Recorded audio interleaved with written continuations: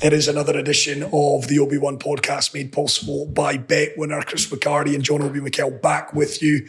Another big name guest. We've diversified a little in season 2 as well. John, first and foremost, great to see you again, John. Good to see you again too, my friend. It's been a strange old season. We've went from a Chelsea loving, with a couple of your compatriots, of course, Victor Osimhen and Victor Boniface, into season 2. And we had a sit-down conversation about hearing from individuals who have had achievements, who have done an awful lot, but in different sports and in different fields. And today's episode is left field as it gets. Because this bloke, apart from scoring a couple in soccer, he does not done much.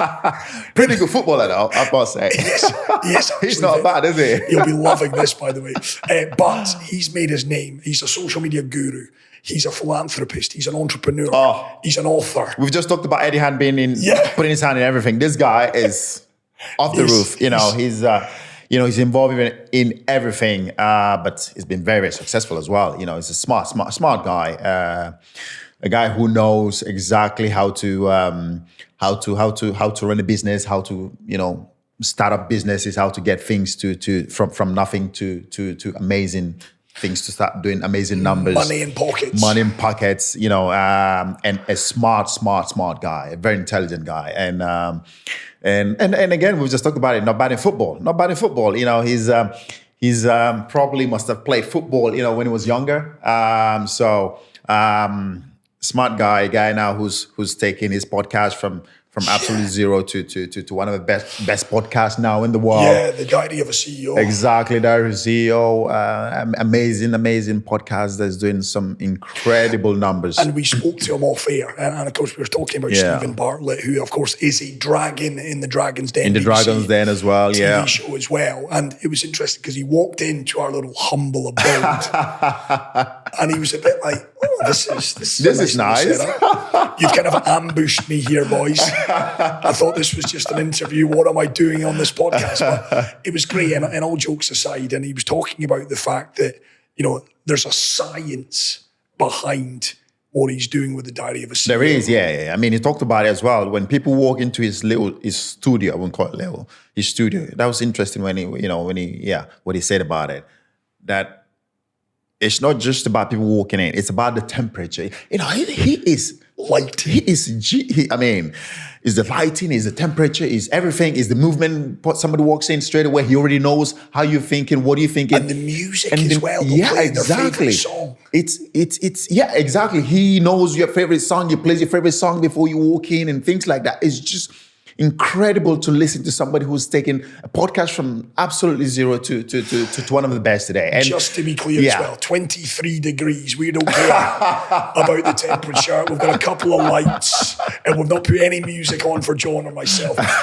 We're wing merchants is what we are. But we love being that as well. Each to their own, as they say, John. But we're raw here. We're raw, straightforward, and we're raw. We're simple, raw. Stephen, though, one of the things, and you and I spoke about it, we were both admirers of him. We weren't sure really what we were going to get from Stephen because he has built this persona. I see him on my television screens.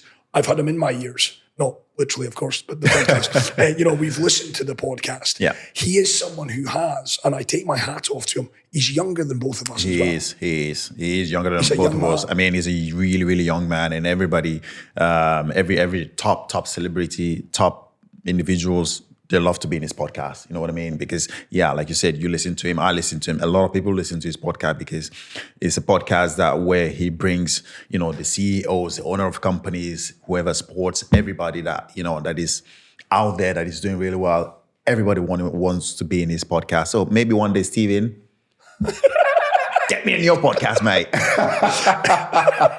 I think when you said successful, as philanthropists and business owners, we're getting there, John. One day we'll get you on the podcast with Stephen. He is super intelligent. There was a point during this interview, and we're going to get to in a second, that I kind of nudged John because Stephen was going in areas that I was thinking to myself, I've been listening for the last 60 seconds and I've not got any clue what this is. No, I haven't got any clue what he was talking about because he just walked in and straight away he went, on it. Just started blabbing and life, the this, the that, the temperature, I need to check this. And this is what happens in my this is what I need to fix. And me and you, we were thinking, sitting there, we're thinking, what is he talking about? Where is he going with all this? And just giving us all the insight of how he thinks. Yeah. And it's not just getting people into the podcast and just having them is also how do you make them comfortable? How do you know what they like? How do you start the conversation and things like that? And that insight of everything. And we were just sitting there thinking, wow, this is amazing. And for him to do what he does today, and of course being with in the Dragons Den, and again is somebody who's just turned his life around. He's worth a gazillion. Crazy numbers. He's right now. More than me and you put together, I think, John. It's I appreciate this. It's a little bit left field for those of you that tune into the Obi One podcast to get your footballing fill, if you will. But I ask that you stick around for this. This is a deep dive into the mind of one of the sharpest, certainly in the UK, Stephen Bartlett, Diary of a CEO, as well as, of course, one of the presenters on the Dragon's Den. Here's our exclusive with Mr. Bartlett. Bet Winner is your reliable partner in the world of sports betting. It's another episode of the Obi One podcast made possible by Bet Winner. And I tell you what, John, we were having a laugh and a giggle about this. I'm more nervous talking to this guest than I have been with José Mourinho, Eden Hazard, Patrice Evra, Usain Bolt. This bloke is judging us from the word go. I can see it in his eyes. He's judging us from the word go. But no, it's amazing to have you, really. It's amazing, obviously. This is what you're amazing at it. And this is you. We want to be you, but you know what I mean? And it's amazing to have you here. Thank you. It's an honor to hear that from both of you. And, I followed your career for, I'm a huge football fan. So it's hearing that you even know that my podcast exists is still surreal to me. I love it. Come on, Stephen. No, that's everyone how it feels. knows. I know, but it's so weird. I can't explain to you how weird that is to me. Because you understand, like, the game of podcasting is you do something in your house or your bedroom or whatever, and then you upload it to this thing on this computer, and then you go out into the world, and then people in the street stop you and talk about what just happened in your bedroom. And there's something so surreal about it. And when I come to places like Stockrade and I see my idols, I'm like, oh my God, and then they come up to me and say something about the podcast. It just, my brain shudders a little bit because it doesn't quite understand this version of reality. I don't get it. It's wow. But you are and I mean this sincerely, you're a walking success story, Stephen. You're 31 years of age. You're a serial entrepreneur. You're a co-founder of many companies. You're an investor. You're a podcaster. I mean, the diary of a CEO has just taken the world by storm. You're a TV star now with the TV show Dragon's Den. You must just be pinching yourself. Honestly, no. Honestly, no. Oh, so humble, aren't you? No, I don't. I think if I was pinching myself, I think all of those things wouldn't have happened. Because I think my bias, before I came down here, I am having a long, deep discussion with the trailer editor for Monday's episode, and I'm editing it myself because I realized that there's 18 seconds we can take out of which is like a 3-hour conversation. And there's 16 seconds we need to put back in, which I didn't see in the trailer. So just that gives you a lens into how my brain actually works. My brain isn't sat upstairs going, oh my God, isn't this amazing? It's going, we need to remove those 3 seconds. Wow. And we need to do it before it comes out on Monday because it's this podcast we've done with Simon Cowell. I'm like, I know those 3 seconds really matter. That's the way, that's a true reflection of what's going on in my head. Wow. That's if you want to know what my world is like, it's a real obsessive focus on tiny, tiny details. Bet Winner is your reliable partner in the world of sport betting. Bet Winner. Just details, isn't it? You pay so much attention to details. Is that what you base everything on? How do you know that? No, genuinely. Have you heard me say that before? No, I'm not being funny. No, outside of this, have you ever heard me say that before? Well, I've listened to... Yeah, exactly. Yeah, so that's really the game.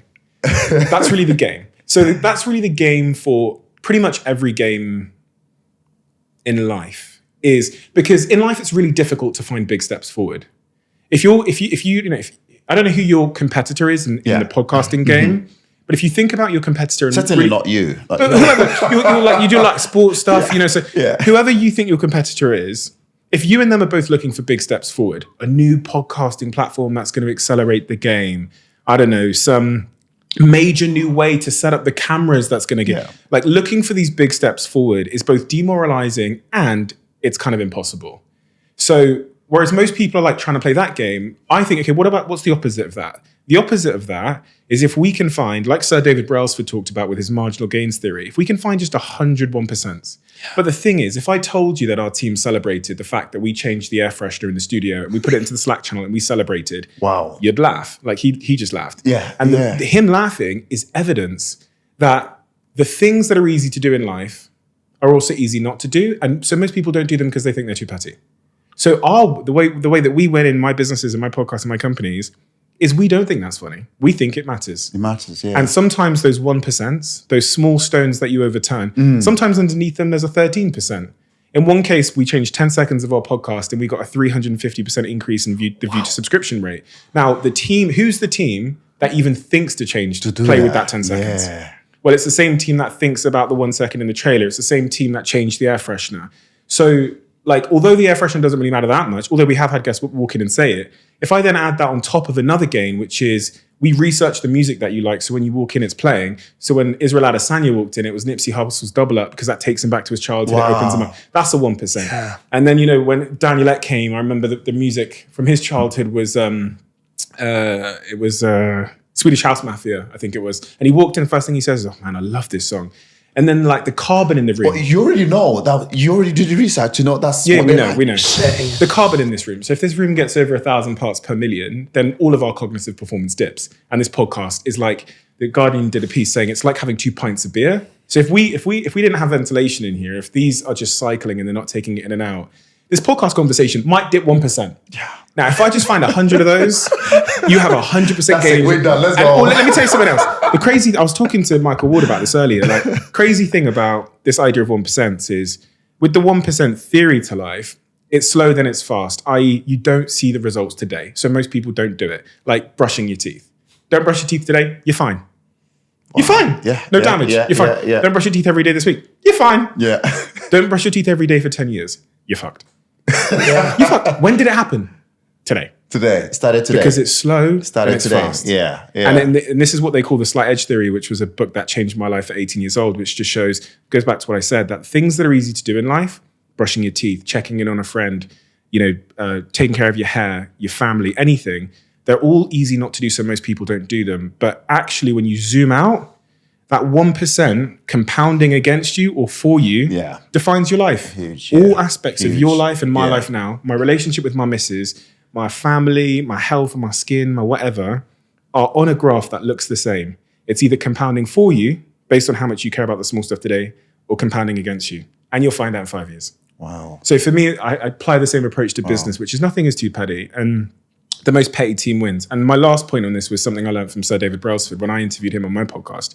He said, like everyone knows about the 1% gains thing, which took the British cycling team from being down and out to the best ever. They're leaving the bike shop at 5 p.m. They're depressed. They don't think they're going to win anything. He said finding those 1% did a really remarkable thing. It makes a group of people feel, quote, like we are going somewhere. And he goes, they went from leaving the bike shop at 5 p.m. till staying in there at 2 a.m. in the morning, looking around at each other like excited because they suddenly felt like they were going somewhere. Because, Harvard Business Review did this thing, which kind of proves what Sir David Brailsford was saying, where they asked thousands of people to keep work diaries, like diaries in work of what happened. And then they asked them at the end of the study, what was your favorite day in work? When was your the most enjoyable? When did you feel most motivated in work? People all pointed at a day where they'd found a 1% gain, where they'd made a feeling of progress. And it didn't need to be a big thing. It could be a small thing like the air freshener. The fact that we all clapped Jemima when she changed the air freshener, probably a good day for Jemima. Wow. She probably felt like she was going somewhere. She's probably going to stay a little bit later. So not only does stacking these 1%, make a difference over time, but it also changes the psychology of the group of people where you guys walk in here next time and you go, we've leveled up and then you guys start to feel shit, we're going somewhere. We're making progress and progress is so important for happiness. Just listening to you, Steve, where does all this come from? Where does this fascination with... I interview a lot of people. You do. I know you do. But it's got to be rooted in your childhood somewhere, Steve. You've mentioned the book that you read when you were 18 that you said, to quote you, changed my life. Yeah, it did, The Slight Edge. It just really just gave me a really understandable, like, I think in terms of principles, as you can tell. So everything, like I just described the progress principle, the 1% principle. Yeah. And I think the principles in life are fishing rods. Because like tactics would be, this is how YouTube's algorithm works. That's a tactic. But the thing that gets you to tactics is principles. So I can give you the fish, I can give you the algorithms and how they work today. Problem is they're going to change.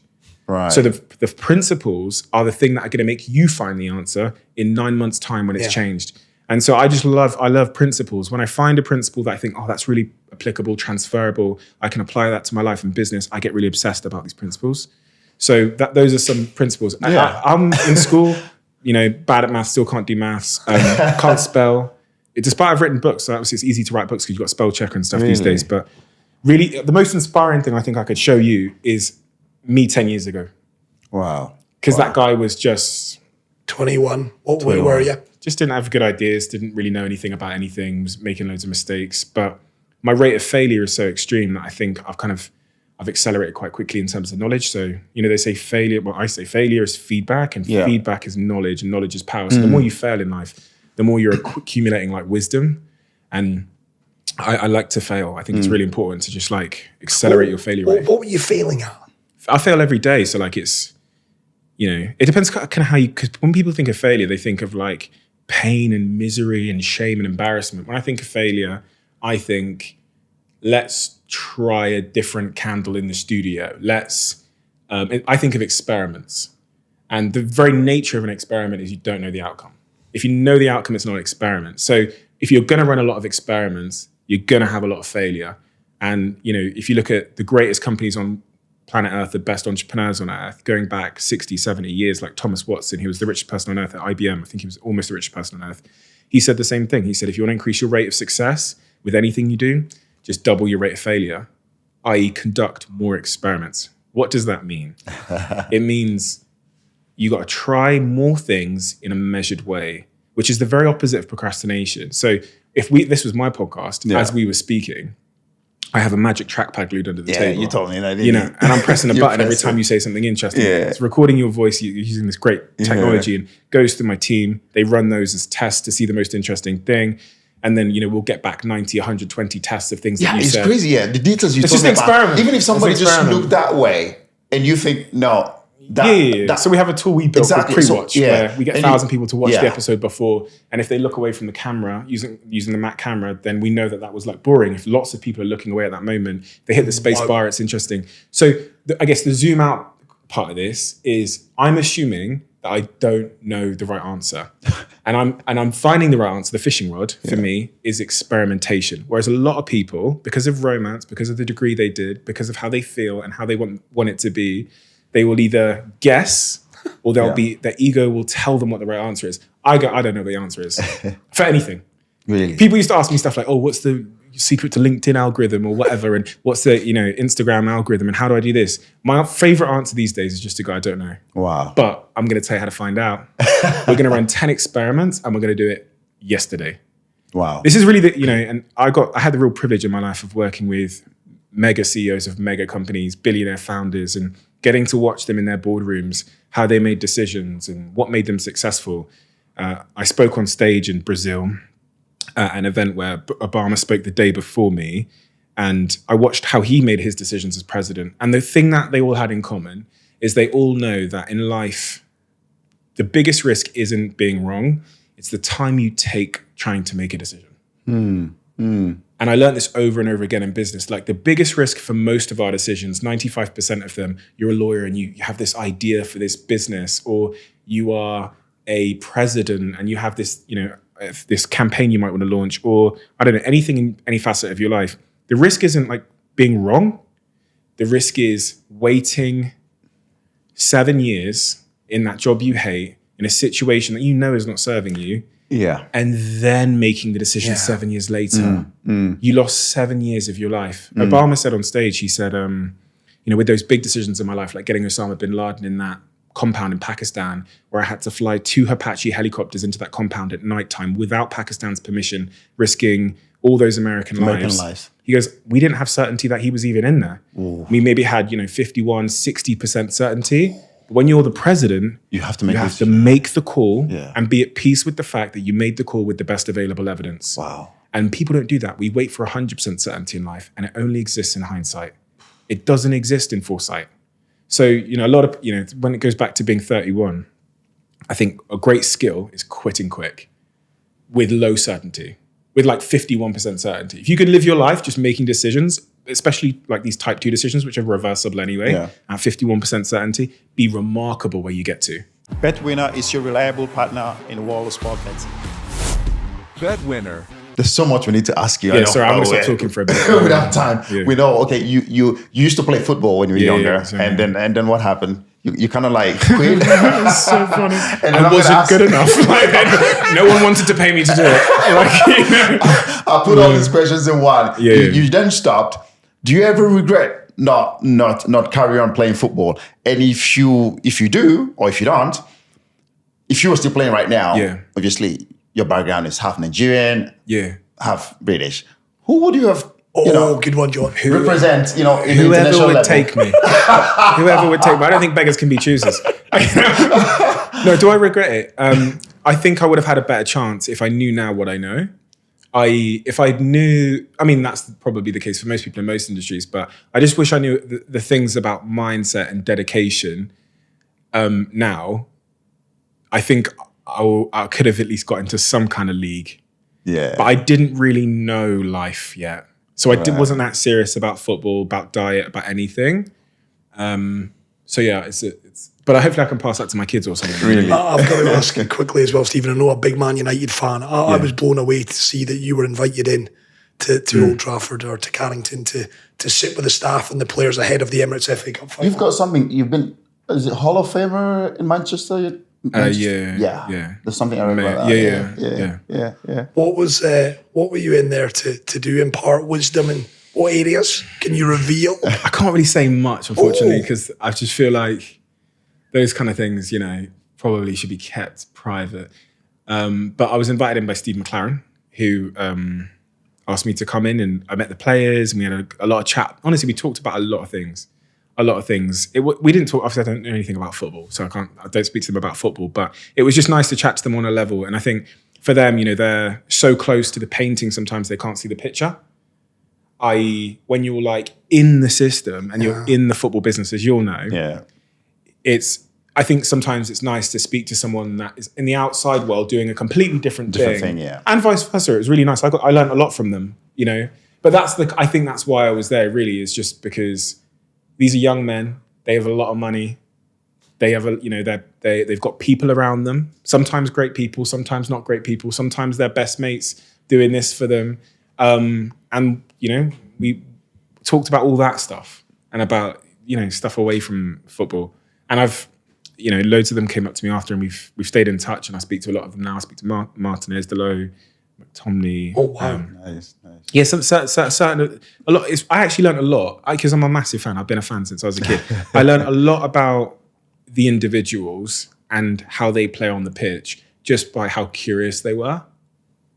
Because some of them were like sponges. They were like leaning in and so desperate to learn. And I thought, God, that's such a good mentality. They don't know who the hell I am. They don't know why I'm there, but they just want to learn from, I thought that was really great. So yeah, and then I was so happy that they won because while I was there, everything was about that game. If I was going into a business and they had a bad culture, and then the team above me, the board of directors, let's say, were completely dysfunctional, and there was a rule imposed on me where I could only get rid of people every summer, basically, and also I can only if I can't get them out in the summer, they can just sit and wait on their contracts for 3 to 5 years sometimes. I go to myself, how long would it take me to change the culture of that business? And I think it would take 3 or 4 years. So I don't know how people are expected to go into a football team when these people are getting such big contracts. And by the way, their contracts are the biggest at Manchester United. So they don't want to take a pay cut and go anywhere else. They just want to sit on that thing. It's really, really difficult. And what I saw him do with Ronaldo and Sancho was stick to a set of principles and values and be unwavering in that. And I think that is a really good indicator that someone is focusing on the most important thing. the furthest upstream thing to great success on the field. And I learned this actually from interviewing so many of Sir Alex Ferguson's old players. And they would say to me, like, they didn't impress upon me that Sir Alex Ferguson was the best at tactics or strategy, or that he was like some great tactician, which I thought he would have been. They said two things. The first thing, that he was just this unbelievable man manager. Yeah. Rio told me that. I spoke to Nani privately. Patrice has told me that. Neville's told me that. But the second thing was he was so obsessively focused on protecting values. Values, yeah. I remember Neville telling me the story of the charity balls at Old Trafford. They had a lady called Wendy who would get the charity balls signed for a local school. Yeah. And one day, like the football players would just like walk past the charity balls loads. Sir Alex Ferguson finds out, comes in, and Gary said to me, he absolutely killed us. Wow. And he goes, I don't know why he did it. And Gary said to me, it stays in my head, but he just absolutely killed us. Now, I think I know why he did it. Because when I put this sort of jigsaw piece together, Sir Alex Ferguson knows what I've come to learn about company culture and team culture, which is it starts with a mission. And then from the mission, there's a set of behaviors you need to achieve the mission. There's a set of values you need to perform those behaviors. And then you need people and processes and systems that make sure those values are lived every single day. So you hire into those values. You hire Patrice Evra in an airport in France because he says that he's going to die for Manchester United. That you hire into those values. What Sir Alex Ferguson saw with Wendy's charity balls was a loss of humility. Exactly. And if we lose our humility, if we forget where we've come from, we don't win the Champions League final. So the furthest upstream thing was the values. So if you start ignoring Wendy, then we're not going to win the Champions League. And Sir Alex Ferguson just knew it. Wow. It was in his veins. Like working class. He knew he would go up to Gary Neville before a game and he would tap him on the left shoulder because Gary Neville's granddad has shrapnel in the war in that shoulder, and he's reminding him where he came from. Wow. He's saying, just tapping him on my shoulder, just saying, remember it's that kind of thing. It's that deep, like, focus on values. All that stuff, that is values. That is values. And it comes at a cost in the short term, but it delivers great success in the long term. In the short term, it causes a lot of, like, I call shedding. A lot of people, they react badly to it. Yeah. I'll ask this, Stephen, if permit me. What happened in school? Sixth form. Just didn't like it. Yeah. I'm not good at doing things I don't like to do. Really? Never been good at doing things I don't like to do. So school was one of them. I just didn't like doing it. And my brothers are really smart and they're really good in school. So I don't know. Did you get expelled or something? I got expelled and then I got unexpelled. And when Mr. T, I'll call him, expelled me because of my attendance was so low. Okay. And I was never rude. I was never throwing chairs, swearing. Oh, okay. I just was not willing to come. Okay, all right, okay. And my parents weren't home ever, so my mum literally, like, she lived in her corner shop, fell asleep in her corner shop. My dad would leave his job, go to her corner shop. She would sleep in the back room. So then, I'm the youngest of four. So by the time I was like 10, 12, they kind of assumed I was 18, like the rest of them. They kind of just assume you're older. Yeah. So I didn't really get parented in that regard, which is, I think, caused a lot of my independence. But so I could just decide not to go to school and there would be no one there to figure, and I'd go to school and they'd say, where were you? I'd say, sorry, I didn't want to come. And they'd call home and I'd answer it. Yeah. And I'd say, I'd do this with my hand to make it sound like my dad. Hello. I learned if you cup it like that, it sounds really deep. So I'd go, hello, he didn't come again today. Okay, right, I'll speak to him later. Thank you. And it'd just be me. And then they'd send the report card. I'd take it in the post and I'd put it in the bin. I'd open it up, go, that's savage. And I'd like put it in the bin. So and then I eventually got expelled because that whole charade couldn't go on any longer. But by the time Mr. T gave me the expulsion letter in the library, I was making the school so much money through businesses that I took it to Mr. Sprinkle, who's the head of Key Stage 5, who's also been on a TV show to confirm this story. He went on Would I Lie to You? Yeah. So he came out the little elevator thing to confirm it. And he said, you're my little Harry Potter, I keep you under the stairs. Ripped up the expulsion form. Crack on. Wow. So I was unexpelled. Because you made the money? Yeah. I'd done loads of deals like in school, the vending machine deals and stuff that all come through me. So wow. So already back then you already have this. Yeah, I didn't understand why. Yeah. One of the, I think the great thing you can give a kid is, and it will never be in any parenting handbook, is so much independence that they just have to figure out answers for themselves. And my parents accidentally gave me that. They accidentally gave me this void of independence. And because I had a lot of shame because I was like the only black kid and we were the poor family, I had this drive, which was get stuff, don't be poor, get the Rockports and the Fred Perrys and the nice things that my friends have. And then I had this independence, which is, and no one's going to help you do it. And then you just start selling stuff and just wheeler dealing. I was like Del Boy in the school. Like, I was doing the school trip to Thorpe Park and like making the consent forms for myself. Give that to your parent, get that signed. I'm like, do you know what I mean? I'm like selling cigarettes. Like I'm like buying and selling cigarettes and stuff like that. Because I'm trying to get the Rockports. Because I'm trying to fit in. Because I had so much insecurity. So the greatest blessing of my life. Just touching on that, Steve. Shame. You've said insecurities. Certainly two things I suffer with, judgment as well. How did you come through that? Because that's something at the age of 37, I'm still battling that on a daily basis. Those kind of ailments that stay with you in childhood, that do hinder you, that do hold you back. It's complicated because at some formative age, you acquired evidence. It's like a book. It's like a library full of books in your subconscious. And this library full of books is not only just like information, it's also instruction. So there are instruction manuals and you pick one up from the playground, something your dad said to you, someone called you stupid and short on the playground, that stays in the library. And so the only way that we can really add new books to the library is to counteract them with new evidence. i.e. you have to get out into the world and you have to prove that evidence wrong. And that evidence, if it came young, is stubborn. And not all of it, this is really important, not all of it will ever be overcome, but you can become aware of it, so it has less power over your decision making. Yeah. In fact, on my podcast, a really interesting thing that I've come to learn, I understand, like I speak to a lot of people about their early childhood trauma. I would say I've never ever met a single person that's ever managed to completely overcome their childhood trauma, take it to zero. Never ever met them. The best I've seen is someone becomes so aware of it that it no longer makes the decision. The decision, yeah. I.e., they no longer feel the need to buy the Louis Vuitton or Lamborghini, but they maybe still get the urge and they feel like, they're so aware of it. The prefrontal cortex in their brain, not the emotional center, the amygdala, makes the decision.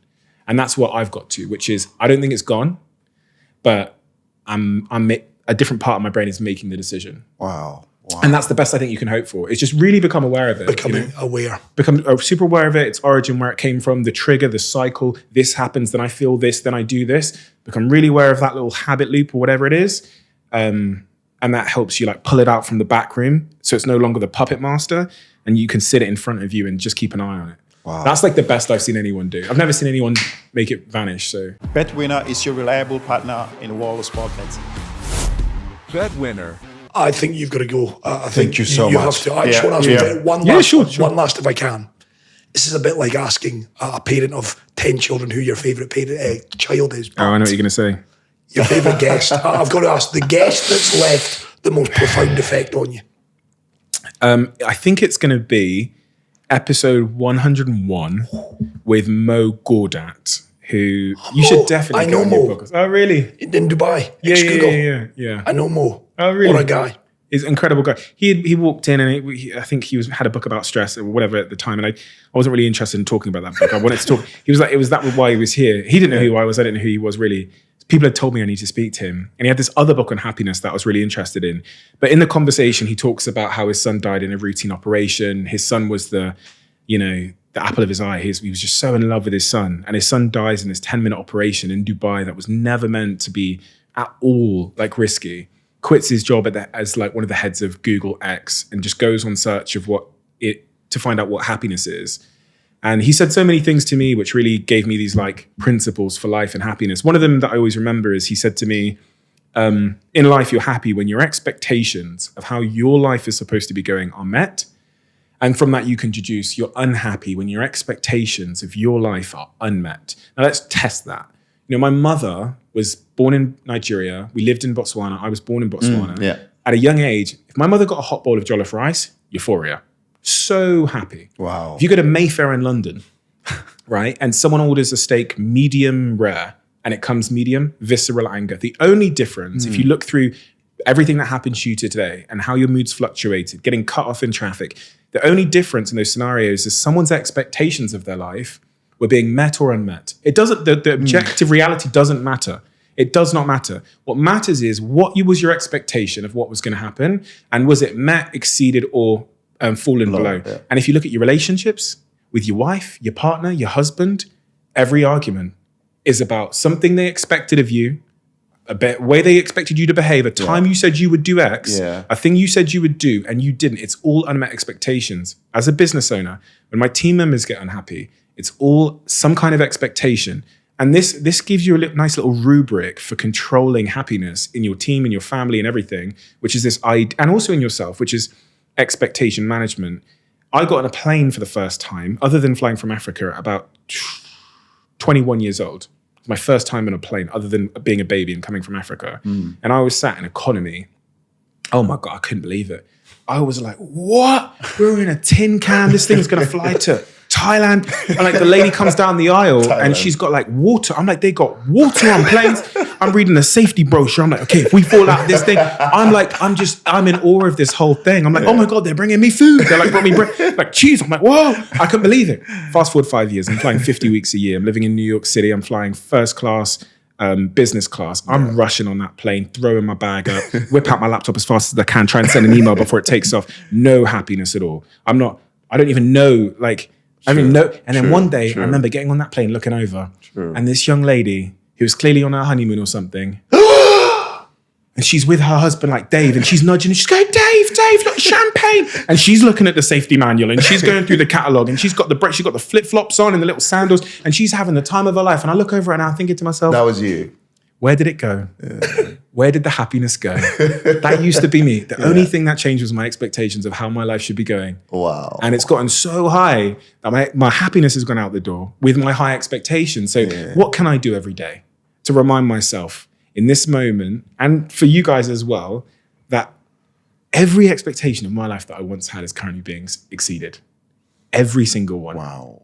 Every expectation of every area of my life that I once had, from my relationship with my mother to my girlfriend to my business to the fact that anyone wants to listen to me talk for this period of time, I've like exceeded all of them every day. This is it. This is the dream I once had. And if I don't realize that now, I'll never be happy. Wow. And so that's why people always like profess about gratitude being so important, because gratitude is the act of realizing that your expectations have been met. It's so simple, isn't it? But it's it doesn't happen automatically though. Yeah, exactly.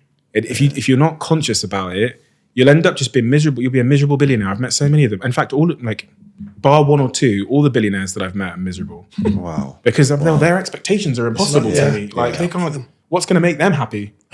So there's only one expectation that isn't being met. Manchester United's performance. Tell me about it. Change. Tell me about it. But I think change. I'm or so maybe confident. he might just switch and support the winning team. No way. Chelsea. Come on, the Blues. No, listen. I rate the club Chelsea. I rate the history of Chelsea. I rate the fans of Chelsea. But I'm concerned about the ownership of Chelsea. Yeah, true. Because the way that Todd was moving when he came in, just like he was playing FIFA manager, like he was playing Football Manager 2024. He was like, that's how I would be. if someone gave me 10 billion, I'd buy a club and I'd spend $1 billion in January. Like, whatever you did, like, you know what I mean? In the summer. Yeah, the cheat codes on and you just start buying. Like, I'd be like Messi now. Football club ownership, is that in part of Stephen Bartlett's future? I'd have to be so... I'd have to be... a lunatic. In Sir Jim Ratcliffe's season of life. Right, you'd have to get 50 years, 40 years down the line. I don't want to be logging into Twitter and seeing people asking me why like someone didn't like not score a penalty. You know, I don't want to, because people say to me that, because it's become trendy to like start like buy these like lower league football clubs and stuff. I don't want Dave from Yeovil sending me letters about I don't know, pasties that I sold them. I don't want it. I don't need that. Yeah, You don't I want to be need happy. I don't want to be. So yeah. Oh, thank you so much, Steve. Steve, Thank you so much. I appreciate it. You are brilliant at what you do. Thank you, brother. Keep doing what you're doing. 31 years of age. The world's your oyster. Keep doing it. Thank you so much. Thank you Thank you so so much. much. I'm so excited for you guys. Bet Thanks for Winner having me. is your reliable partner in the world of sports betting.